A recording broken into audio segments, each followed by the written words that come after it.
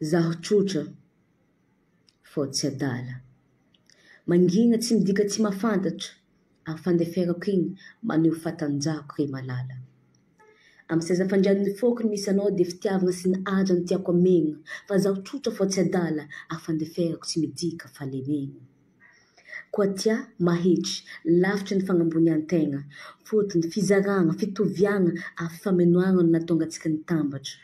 Kena ny fanoto tamin'ny eritreritiko no nataonao, ny aretako, ny afiako fôtony zaho mbô nagnantegna ny ho sambatra.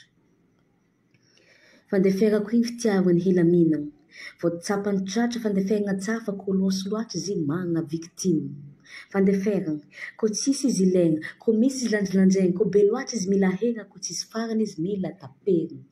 Tsy haiko fa fandeferako ninahy, tsy mandraka izay.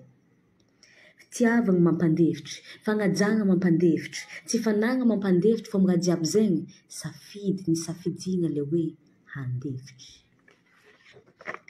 Magnatra satria anao sefo, hitsakitsava sy tevitevagna efa karaha handevo, anao patron ke mandefitra na efa tsy rariny. Magnatra satria olobe, magneka an-tegna hanariny, mandefitra na efa diso ny nantsy fa tsy misy lazaina hoe mariny. Gengeny sarotry tiaviny, efa tsisy raha tsy atao fa mbola misegny fogna ravady, tsy mety hanariny. Maratra ny fô, maratra ny sôra, midoko satria tsy mahafô, mandefitra ary magnantegna masoandro vao hitondra le fitiavana mba tegna mariny. Fô zaho tsotra ho afô tsy adala. Mandefitra tsy vitany be fô, afô tezitra nanandrariny raha malala. Fô ino moa raha tsy hainao?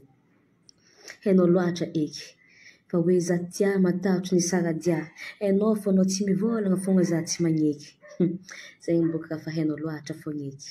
Efa voapopopy mipôko ny maso vatagna jiaby miantreky, de midoko fa fôtony anao mihevitra fa ho mpandidy de za zegny le ampaneky.